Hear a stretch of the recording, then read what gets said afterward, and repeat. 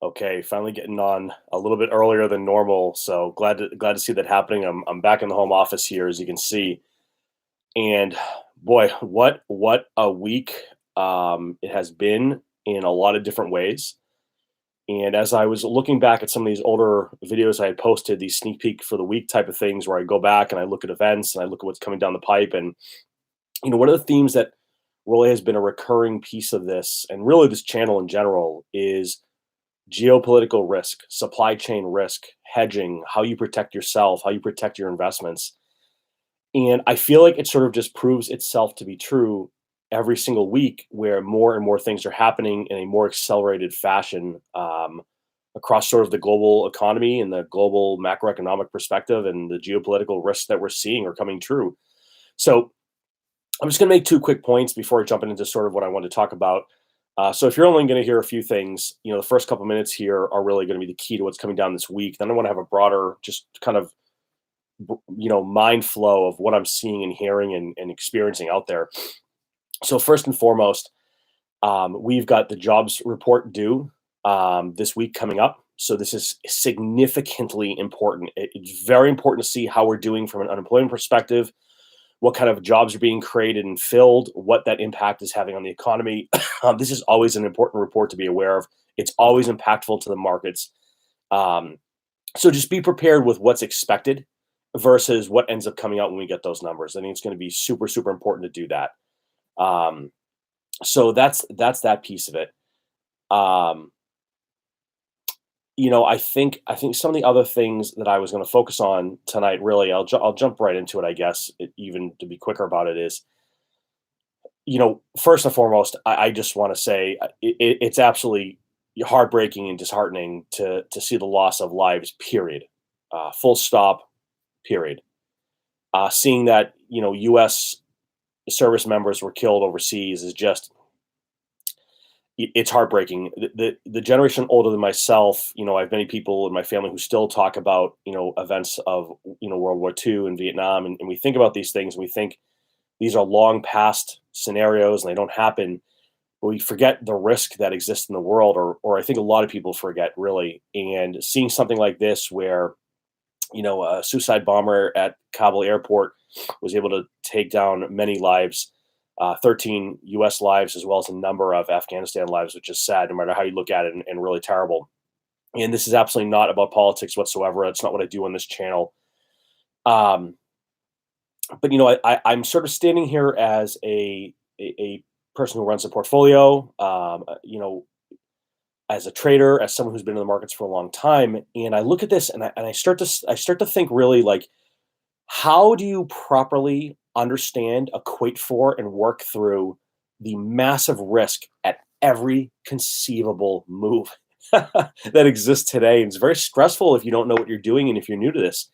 So just at a glance, looking at this past week, or this week coming up rather, or really both, in the crosshairs of the two, we've got an apparent rise of ISIS again in Afghanistan.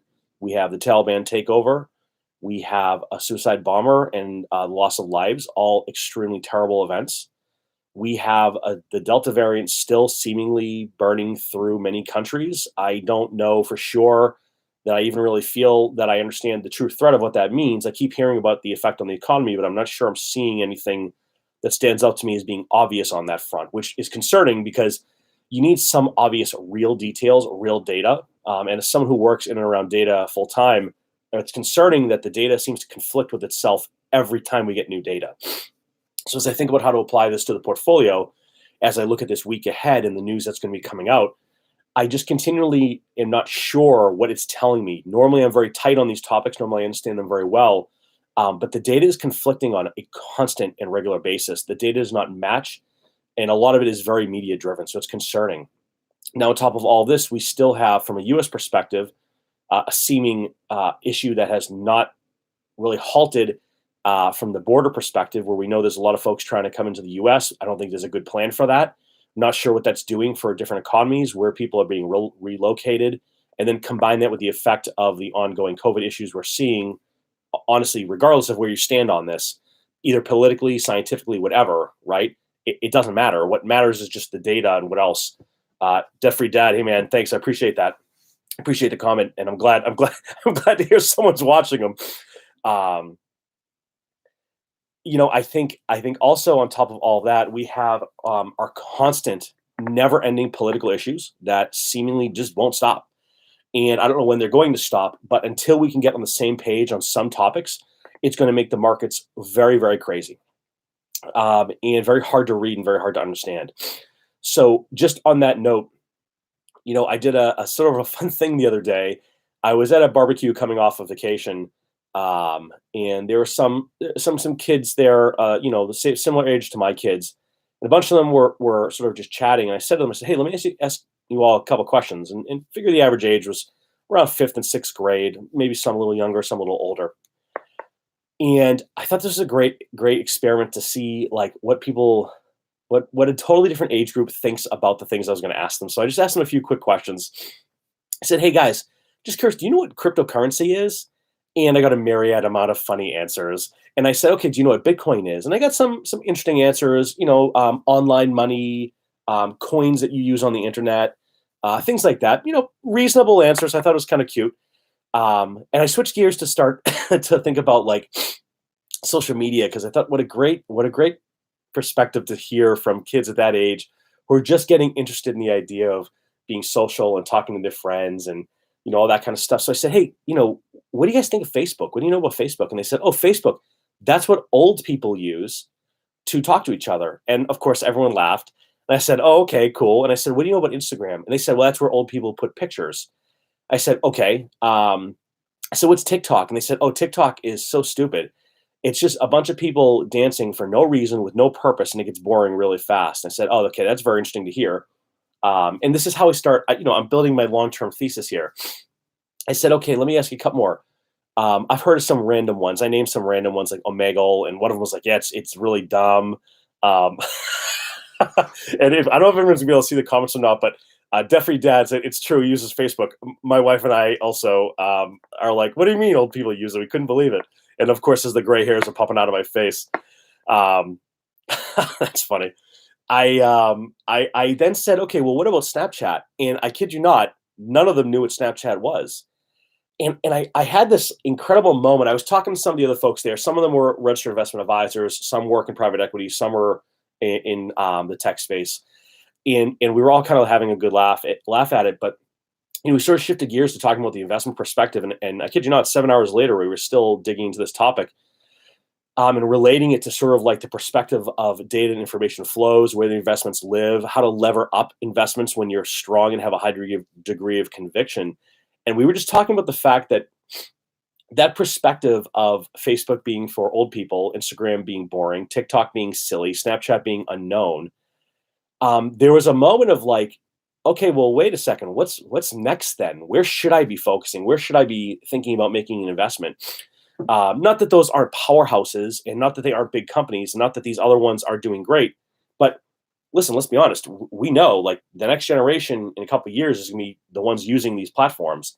So we sort of talk through like what else are they using then? And of course, they're using the headsets when they're playing video games, Roblox, Minecraft, Fortnite, whatever. So like they're playing the games, they're buying the headsets to converse with each other. And I said, okay, but bring it back for a second to computers. You guys are all on. You're all on the internet. I know you are because you're all talking to each other. I said, what do you think is social media, and what do you love to use? One was sort of super obvious. I should have known, and the other really wasn't obvious, but really interesting. Across the board, every single kid there said YouTube is their number one favorite. They love it. They love being able to make comments and interact with channel owners. They watch a myriad of different types of things. Of course, none of them watch my channel. But I thought it was funny. Like they love the idea of feeling they can connect to the person they're seeing on the screen. It feels like you are right there. You're part of it. You belong to it. It's not so much that you're watching a channel. It's you're part of it. You're interacting with it. And you're able to make comments and commentary on it. I thought that was great. And then the other one that stood out, I guess I would never have thought of this, but they all use Discord. I would never have thought fifth and sixth grade it would be Discord. I would have thought maybe Reddit. I know there's a lot of not safe for children topics, but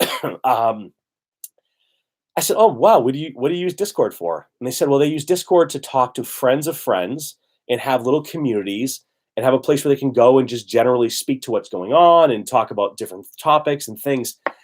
And I said, "Geez, isn't it really hilarious to think that in a world of increasing real-time videos, Snapchats, the world of TikTok, what these kids were saying they love and like to do is basically just a message board that we had way back 20 years ago was considered, old school and not that interesting.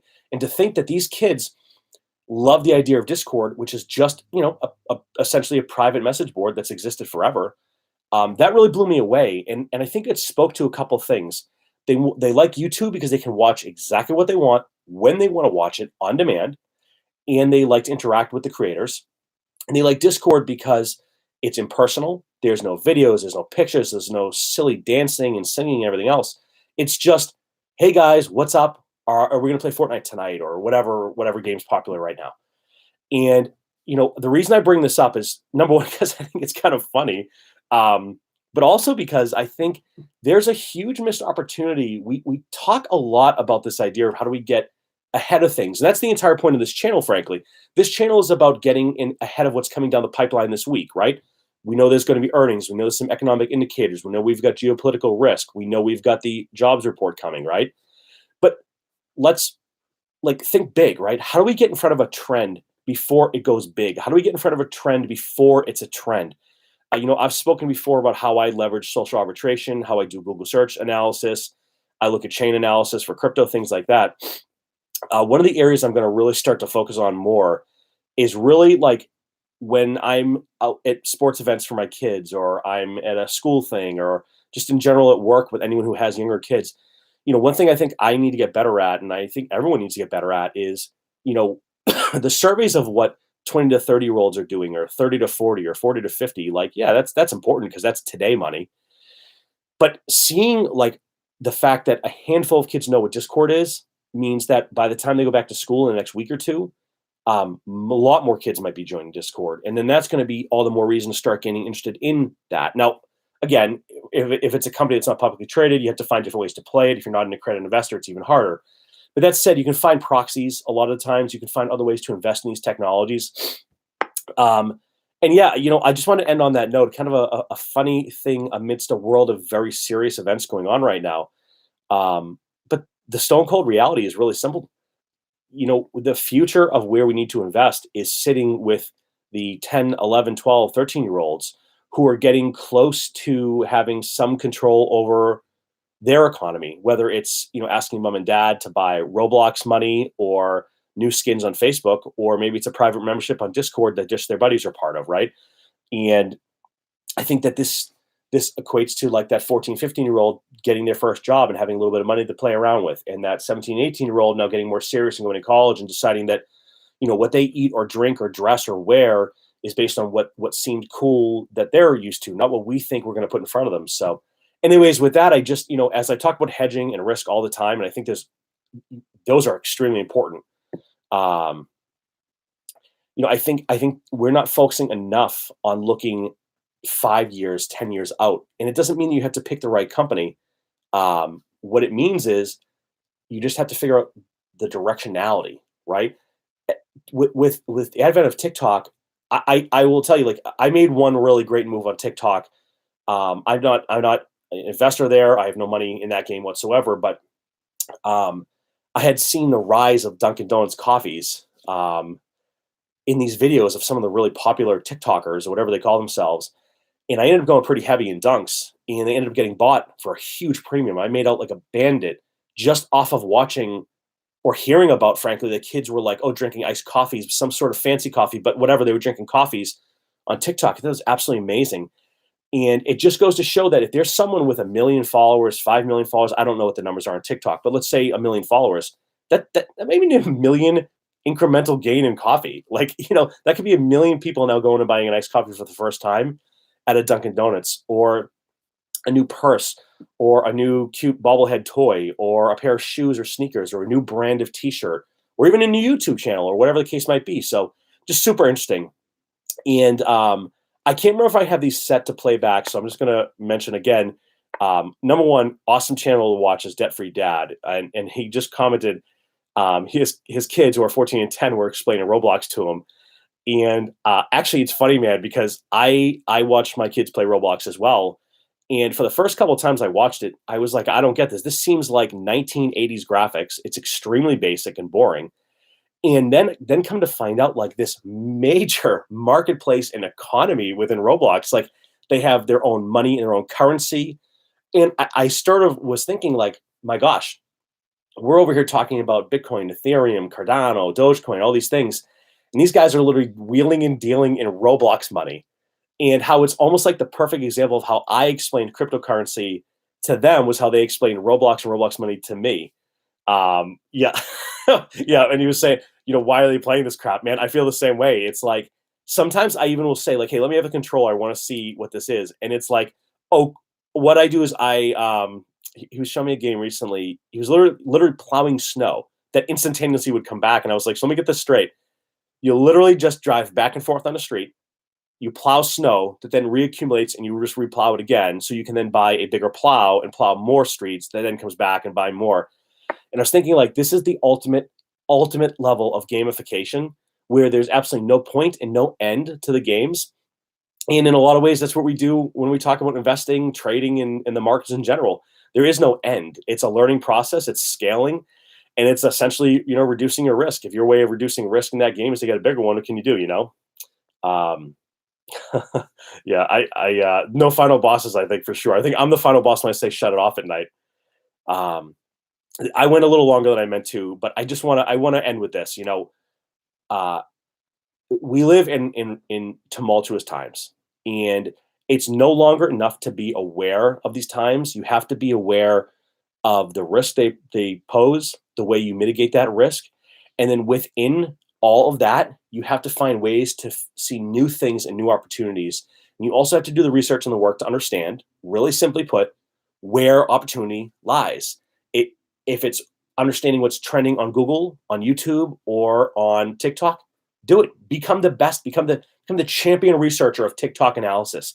And I guarantee two things: you're probably gonna make a lot of money, and you're probably gonna be able to find yourself a really good job if you're not making money trading it. So with that, I hope you have a great week. I'm looking forward to the jobs report. I think it's going to be significant.